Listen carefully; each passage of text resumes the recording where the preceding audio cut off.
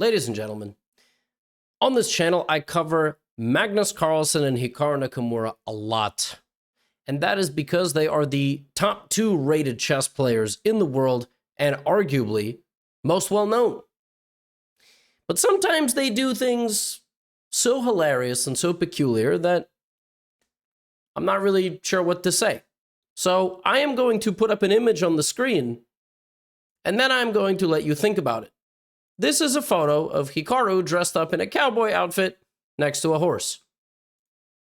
And this is Magnus pointing a cowboy rifle. Hopefully not at Hikaru. You see, every year at the Norway chess tournament, on the rest day when the players are not playing chess, they do an activity. Sometimes they cook. Sometimes they do other sports. Sometimes they make every single player in the field dress up as a cowboy and participate in cowboy and cowgirl activities. That is what they made them do this year. And then they came back and they had to play a little bit more chess. So without further ado, I'd like to show you the 5th round of Norway chess. Magnus, Hikaru, Fabiano Caruana, Wei Yi, Gukesh, and Arjun Erigaisi. We've been following this tournament quite a bit. Magnus picking up several wins in a row in the classical portion. And today he's got the black pieces. This is a rematch of the World Chess Championship 2018, played in London. Fabi opens the game with the move e4, all right? And it'd be very curious to see what Magnus is going to do. The other matchups of the day are Arjun Erigaisi versus Hikaru. We have Wei Yi versus Gukesh. And then we have Sarakadam, Vaishali, Muzuchuk versus Ju Jun, and Humpy versus Lei Tingjiet. Now, all eyes on Fabiano Caruana versus Magnus Carlsen. We have an e4, e5, knight f3, knight c6, bishop b5. This is the Spanish. Magnus plays a6, kicks out the bishop, plays knight here. All of this has been played before. And here Fabiano Caruana makes the first peculiar offbeat decision. He has already retreated his bishop from the move a6, so he's obviously not going to be taking the pawn on the knight on c6, probably playing the move rook e1. Wrong. He takes the knight. Okay. This is called the delayed exchange Spanish because you had the option to make this exchange now, but what the benefit of putting the bishop on a4 followed by this position is that now black already committed the knight to f6, and you can kind of force black to play in a certain way. And after d takes c6, Fabiano now does not play the most common move in the position, which according to the database is d3, followed by queen e1, followed by knight c3. He plays the 4th most popular approach, which is the rook going to the e1 square, and now Magnus has to think. All right? There's a lot of different approaches by black. Generally, you can put the bishop here, you can put the knight on d7, support the center with the move f6, reposition the knight on the e6 square, black will castle, etc. But Magnus wants to take Fabiano out of a level of comfort, and he plays knight d7 straight away. So he does not castle, he does not play bishop. Castling now would result in the loss of a pawn, I'm pretty sure. So you have to defend it. He does play knight d7, and Fabi continues the opening surprises with the move d4. And as early as the 8th move of this game, Magnus is put under pressure. This is a position that has never been reached before, especially at a high level. And obviously, as we can see according to the evaluation bar, white is doing well. Magnus opted to play this knight and this bishop without castling because he kind of wanted to drill open the white position and also reinforce his center. But Fabi now plays in a way that's very interesting. He just doesn't do anything. Puts up the big center pawns, puts the knight on d2, and I gotta tell you from the early opening, I like white's position a lot. I don't think it's easy for black to make a move. If he moves the knight, I take here, and I get the bishop. I'm not really sure what else you can do. If you play b6 and bishop b7 to try to develop the bishop, you actually haven't developed anything. And if c5, I probably just close the entire center with d5, or take and give you a weakness. Whatever, I just drew a lot of arrows and nobody followed anything. I'm just trying to impress you. Now, Magnus takes on d4. Why does he take on d4? Opens up his rook. Anytime you want to make a trade in a chess game, you should ask yourself, what have I done for myself and what have I done for them? And in this position, what he has done for Fabiano is given him 2 strong center pawns, but he does have the bishop staring and the rook staring. Puts the knight on f8, and it's obvious that he's trying to make the bishops work here. But I gotta tell you, Fabiano plays a great move. Queen c2, and h3. This bishop is going to really struggle to get out Because it can go to the e6 square, but then it's not really clear what's happening after that, right? White is going to play knight f1, knight g3, rook a d1, and every single piece is going to be playing. Every single piece is going to be on the right square. Early on, it is Fabiano Caruana, the previous world championship challenger, putting Magnus Carlsen under serious pressure, asking him many, many questions. Maybe the pressure is not so serious just yet, but he's asking him a lot of questions. Magnus, by the way, responding, this is pretty ridiculous. Like, you have a bishop, a knight, like, and then black's best move here is just a5. Just a5. a5. a5. Why the hell is black's best move a5? Can somebody please explain to me? Why is a5 the best move? I don't get it. Fabi goes here. Now the best move is a4. Just middle of the game, dude just plays a5, a4. Like, again, this just looks like black is rated 700. It doesn't look like black is doing anything logical. White is moving all the pieces to the middle, supporting the pawns, ready to go. Like, haha, I'm going to push a pawn. But it's actually not that stupid, obviously, because Magnus played it. It's restricting white's queenside, and then if white ever pushes one of these pawns, the rook is going to get active. And on top of that, you know, you might go here attacking this pawn, and then it's like, if white goes a3, you got ideas to put the bishop here. If white goes b3, you take, like I just said. So sometimes the best plan in a chess game is to march your flank most pawn up 2 squares.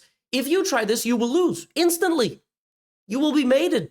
You'll be like, oh, remember that time Magnus played a5, a4? I'm going to do it. No, don't do it. Fabi undevelops the knight to the home square because he already brought the rook from the corner, and Fabi's immediately going to go here. Knights are obviously best standing in the center of the board. Bishop e7. Magnus, it looks like Magnus doesn't know how to play chess. Like, he's playing a5, a4, puts the bishop back, and then puts the bishop here, and it looks like he's just like, well, I like to trade bishops for knights. I don't really like knights. They're very tricky. He hasn't done anything in the position. It's actually a really, really fascinating position because it looks like white has just made nonstop improvements, and guess what? d5. He's basically asking Magnus, like, can you please prove to me that your position isn't garbage? Magnus like, I'm not really sure I can do that, to be honest. I'm not really sure I can do that. Queen e7, it's a very mysterious position. a3 kicks out the bishop. You're not going to take the knight. Black's only advantage here is having the 2 bishops, the bishop pair. So he goes back. So the last, like, 5 moves for Magnus, a5, a4, bishop e7, bishop b4, queen e7, put the bishop back on d6. It feels like 6 moves have gone by and nothing has happened. Only Fabi is making improvements. Bishop d4. Queen d... Yo. Bishop e7, bishop b4, bishop d6, queen e7, queen d7. The way Magnus is playing this game is like he knows he's going to get backed into a corner, but Fabi's going to be the one that has to put him away. e5, bishop goes back, e6. Fabiano is playing like the Terminator. He has kicked down the door, and the laser beam is being pointed at Magnus's forehead. This is perfect chess from Fabi. Perfect. e5, e6, relentless pressure, sacrificing a pawn. Magnus takes. Fabi takes this way. It would have been maybe microscopically better to take that way because the computer is really, really nasty. The computer's just like, all right, so we're going to trade on c6. And then if you take, I'm going to go knight to e5. And you're just blocked in. But the way it ends up in this game, right? He takes this way and black actually gets to open up a little bit. Knight to e4. And now, can I just show you how dumb it is to play against Magnus in a chess game? The best and only move in this position, according to the computer, rook a5.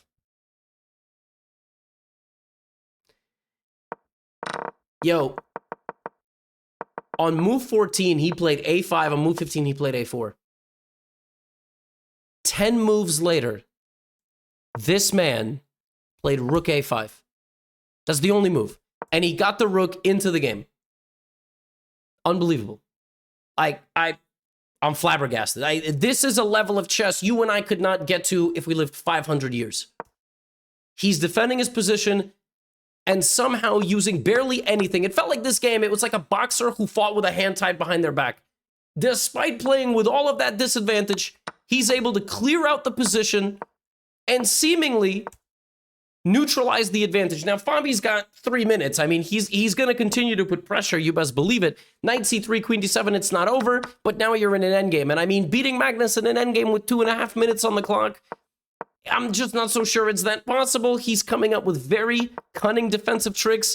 Maybe here, rook e8 was better, paralyzing the knight, but the knight comes in. Fabiano's still putting pressure. Fabi literally uses every resource in this game. Every single pawn, every single piece. And Magnus, cool, calm, collected, gives up a pawn, runs the king to f7. G5 was an inaccuracy. I think king e3, king d4 was maybe the moment here. Fabi could have really put some substantial pressure. But even here, it's really difficult for him to do much because this bishop is going to come over here and tickle. It's not going to be easy. Instead of g5, maybe bishop c6 right away. But that was his only chance. Magnus gives up this pawn, freezes the knight on the edge of the board, and manages to hold the position. The boys make a few moves, and there's a very normal thing to do in chess. You give up everything, 2 kings left on the board.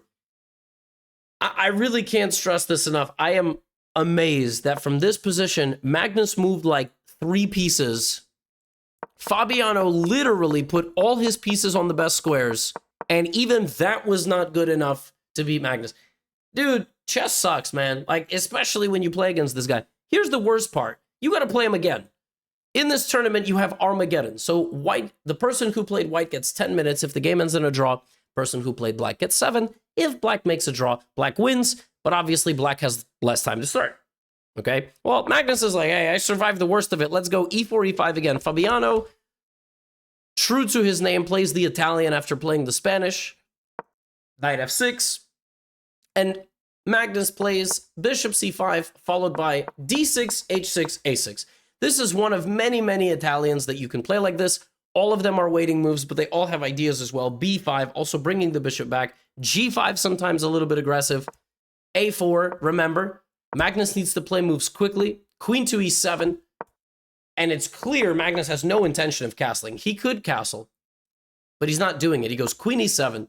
Then he brings the knight back to d8. This is some weird stuff. Puts the knight on e6 and f4.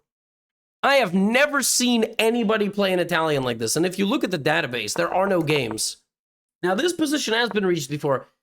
This approach by black, h6, d6, a6, to put the queen on e7, and now not bishop e6 or g5, to put this knight back forward in this way, I have never seen this in my life. I've never seen this. I'm actually fascinated. I'm learning as we go. Rook e1, Fabiano doing everything in his power, bishop in good position, and in this game, giving up a pawn for a massive initiative. Rook a d1, Magnus puts the knight back into e5, queen goes to b3, bishop backs up. We have here, takes, knight h5, and now the big moment. Fabi can take the knight. Magnus can't take with the queen, because then queen f7. And after takes and well, that would be very nice. But after takes and takes, rook d3 with the idea of rook d7 is very nice. And there is a winning tactic here. After knight to f6, bishop f7. It's a very nice tactic. Maybe Fabi missed this? Maybe? Because after this, he has rook d7, you sacrifice, and then you win by eating basically every single pawn in the position. He might have missed that. I don't know. I haven't spoken to him. Instead, we come back, and now basically, black is a pawn up. Black is a pawn up, and he has the draw odds, which means if the game ends in a draw, he's going to win. Fabi keeps making improvements. Beautiful idea here from Magnus, flicking in this move, hitting the pawn. Whether the pawn moves or doesn't, black is going to get the knight to c5, and then black is going to get every single pawn. By the way, b6 here. Shocking. Magnus didn't go for this. I guess he didn't like e5, so he goes c6. Doesn't particularly matter. He's up 2 pawns, and he's cruising. He's up 3 pawns. Okay, 2 pawns. But this is over. Fabi started the game up 3 minutes, and he's going to end the game not up any time. And not only that, he's going to end the game with Magnus infiltrating with the c-pawn, infiltrating with the rook, not even holding a draw, but winning the game, because when the king comes here, this is a fork, and Fabiano Caruana resigns. Magnus wins in the Armageddon. He beats Fabiano in the head-to-head matchup. He lost a couple of the previous Armageddons. He lost to Hikaru. He also lost to Wei Yi. So, right? And he gets a win there. Now, as always, I have more. And the games in this tournament have been bangers, nonstop. So we have Arjun Erigaisi versus Hikaru Nakamura. This is a classical game, and Hikaru goes back to the Slav. Hikaru played this against Fabi in the first round. Arjun Erigaisi knew that Hikaru was going to play this because Hikaru played this in the earlier round of the tournament. Now, the question is, which Slav is Hikaru going to play? He takes. Let me tell you something right now. This is called the open Slav. This has not been seen at top level 27,000-2800 chess in a decade. People don't play this anymore. They don't play this anymore. They all play the Queen's Gambit Decline. Hikaru comes in with a new opening, with probably some new prep in a deep opening idea. Bishop f5. The knight goes to e5. This is called the central variation. Knight bd7, knight c4, and queen c7. This has been played in the early 2000s and 1990s, even probably around 2010. It was a very, very popular line for black to try to quickly play e5 and castle. You will never see this again in modern times. Like, the games database here, well, I was trying to open it up, but yeah, the games database here, I mean, it's been played in 23, but not in like 2700 chess. I mean, it is not something that gets played all that often. Now, Eric Geisy comes with an idea. G3, E5, take, pin here. Now, in this position, the main moves are bishop G2, and that's it. I mean, some people recently have been playing queen C1. Eric Geisy plays this move. That move has literally never been played at top. That move has never been, like, Hikaru said it's maybe been played in some other positions. I don't think that move has ever been played, which is why in this position, Hikaru now spends 11 minutes. The idea is very simple. The idea is to trade the bishop. As ridiculous as it looks, the idea is to just trade off this bishop while this pin is here. Hikaru plays f6. We have bishop h3. Eric Geisy plays his preparation.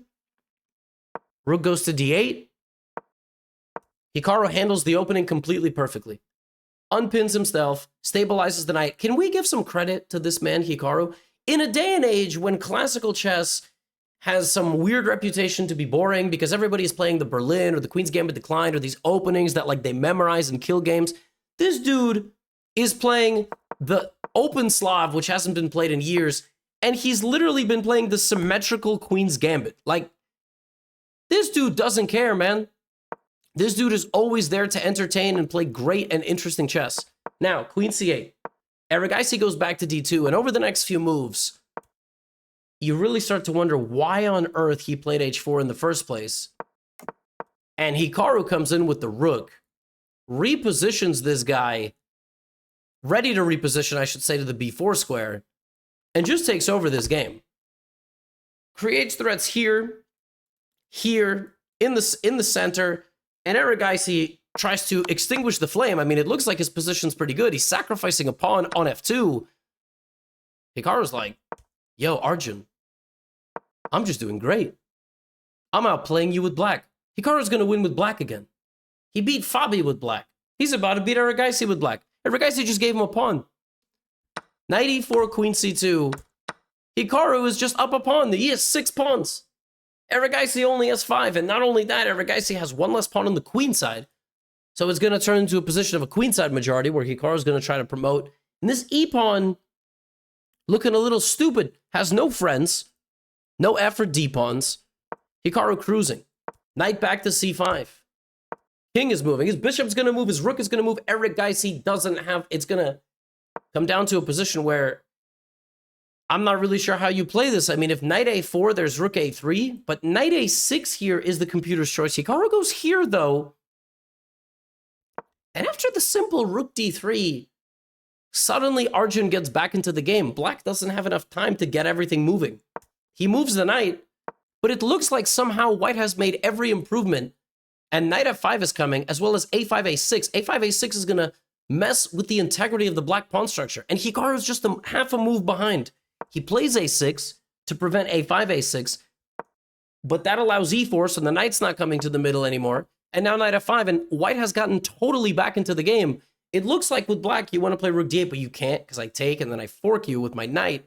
So Hikaru goes here, but now, well, Arjun could have maybe taken on e7, but a5 takes, and this was the moment. This was the last moment Hikaru could have pressed here. You see the move there, he played rook d8. He could have taken on e4, and this is winning for white, but it's not so simple. Because it looks like you're going to lose a pawn. Winning for black, not winning for white. Looks like you're going to lose a pawn, but you're not. Because here you can play rook d8, rook b7, e3. There is no bishop takes because of a fork, And this pawn is getting through. So the best line here is king c2, e2, bishop d2, stopping the promotion. And black just moves the king. And black is winning, apparently. It's not easy. Because white is going to, maybe go rook a7. But now bishop d6 stops promotion, wins the pawn. If white goes here, black is just apparently winning in this endgame, which is... So Hikaru needed to go for this concoction, this position. He needed to take, play rook d8, push the pawn, give up b7. He plays it safe. And that is going to lead to a simplification of a bishop endgame that is just a draw. Hikaru had chances. His last chance there would have been to get into that proper setup, but this is just a draw, even though it's kind of crazy, because black can't really do too much. Black can't move the king. If black starts running with the king, white will take, both will promote. So this game, after some 60 moves, will end in a draw. They shuffle, they shuffle. Did we make it to 70? We did make it to 70. Both guys queening. 76 moves. These guys also fight it out to a draw. Hikaru had chances, though. Now, just like the previous game, we have Armageddon. This one was crazy. Arjun opened with knight f3, playing Hikaru's setup against him. Queen's Gambit declined. Hikaru playing a6. The Yanowski. Takes. All of this has been played before. This is a very solid system. I have played this with black. I actually have a course on this. Black plays a5, preventing b4. Erigaisi plays h3, rook c1, and begins queenside play. And early on in this game, it looked like white had a great position. Remember, white has a 3-minute time advantage. Hikaru was under substantial pressure. But here, after there was a moment, bishop c6 was apparently better with some other ideas. Erigaisi took this pawn, took a rook. Looked like he was just doing well, but his knight was kind of stuck. Still, he was putting pressure, but slowly, the experience of Hikaru took over. The skill of Hikaru took over. The speed of Hikaru took over. And it looked like he was just well on his way to stabilizing. But Erigaisi was not to be denied. He continued putting pressure. Rook c2. Still had a clock advantage. But it looked like Hikaru just... Queen f3, bishop b3, king h7. Erigaisi rolling the dice. Queen g8 is made. Hikaru's got a knockout in this position. Rook g2 check. If you take with rook g2, king g2, queen g4 check, pick up the rook, no more counterplay for white, and you win. But not only did Hikaru not win, in one move, he's losing. Check here. He might have thought that after rook c7, black wins the game by playing queen f2 check. But there's the ridiculous move g3. And not only g3, you can't sack the knight. You don't have any move here. You cannot stop rook c7 and queen g7. And that is exactly what Erigaisi found. Instantly, by the way. He found it in like a few seconds. Hikaru's king goes running. But Arjun Erigaisi paralyzes the black position and wins this game in style. Takes, g4 check. The queen cannot take because of the pin to the king. The king cannot take because you lose the queen. The king can't go here. f4 check. Hikaru resigns. And Erigaisi with a clutch win. Clutch win for him. And it really feels like in this tournament, everybody's beating everybody. Now, Wei Yi and Gukesh also put on fireworks. Oh my goodness, this was crazy. Gukesh pulled up with a Caro Kann. What? We never see Caro Kann at 2800 level chess anymore. It's all Sicilians, e4, e5, Spanish, Italian. There's none of this. d5. And exchange Caro Kann, and not only that, Gukesh played a system I've played before. He plays knight c6, e6, bishop d6, knight e7. I played this myself. I was so interested in this. Rook e1, and Wei Yi here plays c4. I have never seen this move ever.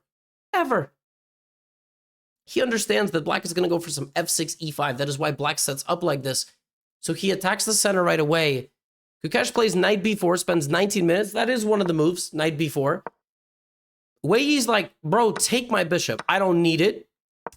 I'm going to just overwhelm you with space. Gukesh says, no, you won't. Wei Yi plays bishop g5. He's going to put his bishop here and trade it off. And then go for a3, b4, b5, etc. Gukesh plays f6, the best move. Bishop h4. And now the best thing to do here would have been to play bishop d7 and b6. The computer wants to acknowledge how powerful white's incoming pawn attack is and deal with it. But Gukesh goes for the bishop, and that is the wrong plan. It looks like black has time, but you don't have time. Watch as Wei Yi builds up the massive pawn attack. This was his whole plan all along. When he went c4, his plan was, if he lets me, I'm going to do this. Wei Yi uncorks a 10-move long plan, which culminates in completely overwhelming Gukesh's queenside. He is just absolutely battering the queenside here. Rook b1 is incoming, knight a4, rook c1. Black's bishops do not feel like bishops. They feel like goofs. I don't know what's going on there. Bishop e8. I mean, what is happening here? Gukesh in disarray as he is being marched down the board. Rook e1, putting pressure on the center. Knight a4. Wei Yi is running circles around the black position. Rook b8. Queen e2. At some point, you're going to make a breakthrough. Gukesh can't do anything. Rook c3. Look, what? Two connected pawns, both 3 squares away from queening. This is fatal. This is a knockout punch. There is no way black can defend against this. Or is there? If there's one man alive, his name is Gukesh. This man is a maniac at creating counterplay. b6, bishop b8, and now white has only one winning move here, and it is so ridiculous. It's giving up the pawn. If you don't give up the pawn, the point is you give up the pawn, take here, invest fully in the c-pawn, and try to put pressure on. But Wei Yi, he doesn't do that. Now we're back in business. Now it's game on. Now it's anybody's pawns versus anybody's pawns. Wei Yi takes the pawn. He now has 3 pawns on this side of the board. Black has no pawns. You know what Gukesh does? Play bishop d5. Knight here. Counterplay. Oh my goodness. h5, h4 is on the way. f4 is on the way. The queen is coming. White's time to promote something is running out. Like Cinderella at midnight. Queen b4. Queen f6. f4. But the attack is there. It's arriving. Wei Yi takes the pawn in the center. Gukesh trades the queens. Bishop is backing up. Trading the rooks. White is not going to make progress. His knight is hanging. He goes here, but it's not good enough. Knight b6, bishop c6. Gukesh has he saved the game. Not only is he saving the game, this man is winning. Not only is he winning, he's winning immediately. He swarms Wei Yi, gets all his pieces in the game.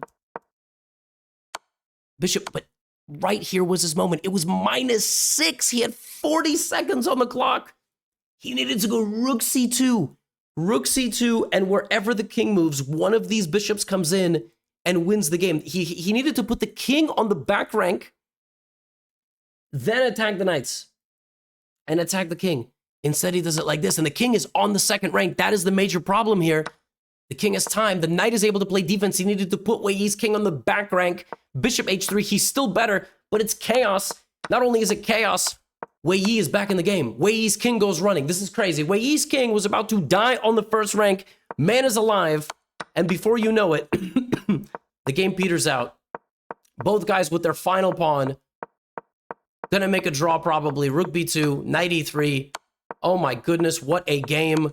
We trade off the pieces. And we agree to a draw. Oh my god, this was crazy. Gukesh was under immense pressure. The man fought. And then Wei Yi, he was losing. Gukesh had him on the ropes. And the game ends in a draw. And they have to go right back. And they got to play Armageddon. Not easy to do that. Gukesh says, hey, it worked well last time.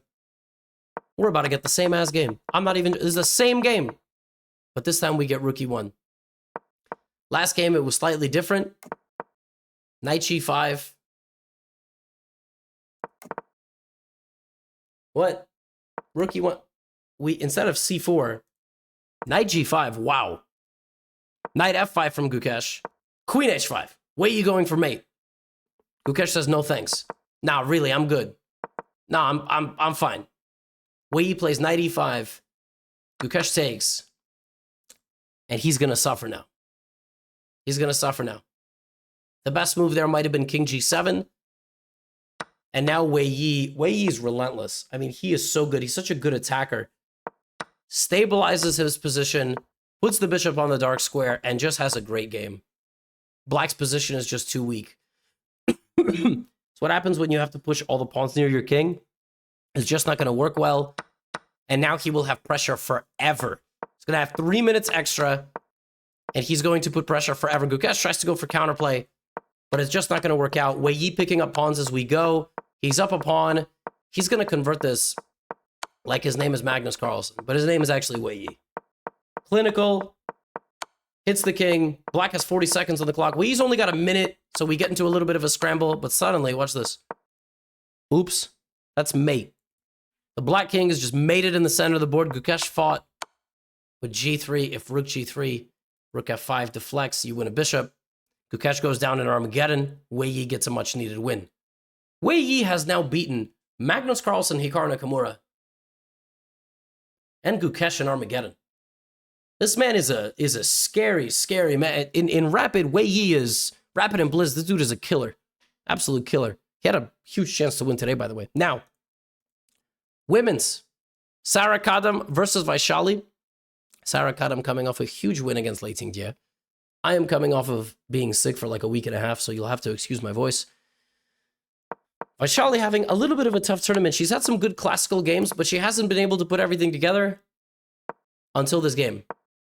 She plays the Bogo Indian, plays a very solid system, a very passive system, but a very smart system where black tries to play on the dark squares. Watch this. E5, A5. Tries to get rid of the central blockade in the middle of the board. Does. Takes some pawns. Takes. Now watch as Vaishali activates her pieces. This is a masterful game. Watch this. F5. White put the pieces all the way over there. So you strike where the pieces are not. Knight d7. Knight f6. Everything is weak. White trying to defend. King h8, getting off the diagonal. Now you take this pawn. Queen d7. This is just unbelievable piece coordination. Pressure on the center. With this open rook, there's going to be a devastating attack that begins. And there it is. This is the beginning of the end. Knight h5 is the beginning of the end of the black position, of the white position. I'm not even exaggerating.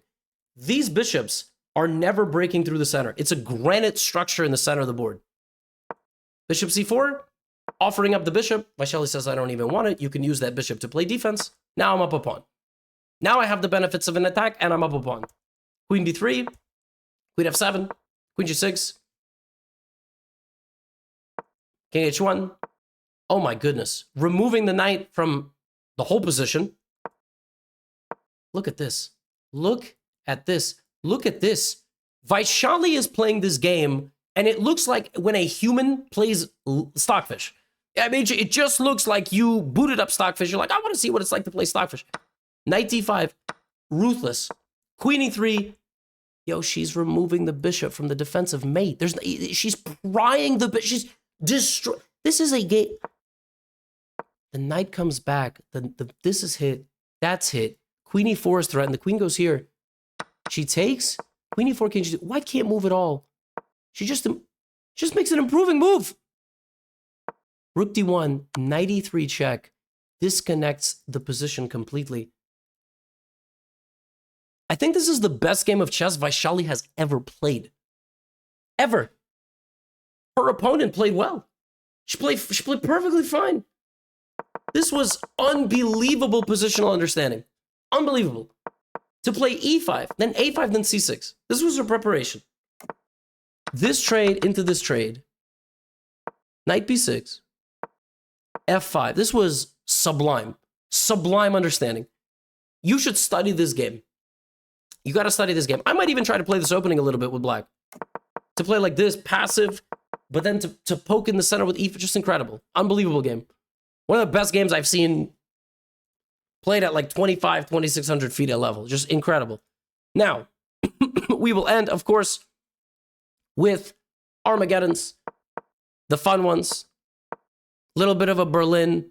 This was perhaps the most boring Armageddon that we had. Normally, Armageddons are ridiculous. Carl Khans, checkmates, ready all over the place. Ju and June plays a very professional game here. She plays a system she's very comfortable in, and Muzichuk tries to put some pressure in a normal positional game. But when everything is symmetrical in Armageddon, it becomes very easy to play. The side that's down 3 minutes, but is playing with draw odds. And before you know it, the time is equal. This is what happens when you play the 5-time world champ. Time is equal. Black is playing with the draw in the hand. And she just, I mean, it wasn't even remotely a game. Black just kills the game quickly. Just nothing you can do. Clean, clinical, shuffling. Nobody's going to win here. And ultimately, it ends in I mean, that was, you know, you can play dominant chess and classical and win, but also if you're playing black in Armageddon and you get a game that looks like this, just there was never even a hint of a chance of beating you. She does it in style. Humpy, by the way, has had a very, very good tournament as well. This one was this kind of like strange ready English. Very solid. White is now going to build in the center with the 2 center pawns. Leiting GF she's had some ups and downs as well in this event. And from the early going, it was another Chinese superstar who had a very easy game. She had a very easy position. Humpy knew she had to roll the dice. She took a pawn, put the bishop here. Black is now knight f3 winning. Lei does it like this. She wants to go rook b6, rook here, and then knight f3. White goes queen f1, and now Lei is winning. Here's the problem. When you get a position that's really spicy and you're winning, there is no easy draw. Whereas the Ju and Jun game was an easy draw, this is not an easy draw. Once you go down this way, you're not coming back. So Black now has to win. That was the wrong move. She needed to play queen g4 and go for knight f3. She does it this way, and now White is still a pawn up and kicking. Look at this, rook d4. This is crazy. I mean, it looks like Black should still be completely winning here. White is playing with no bishop and no rook, but it's not over. a4, a5. Humpy brings the rook out like that. Rook f5, rook c3.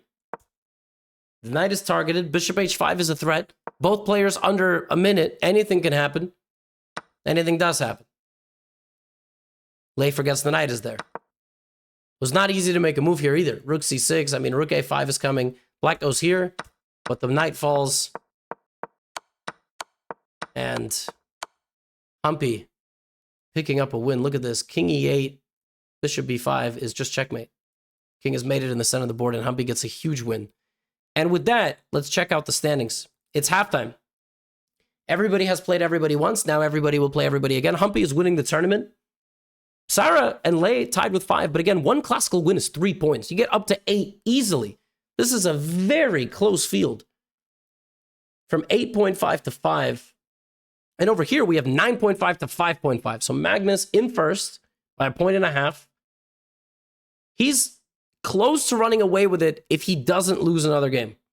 If he only loses in Armageddon, he's going to keep farming 1 point.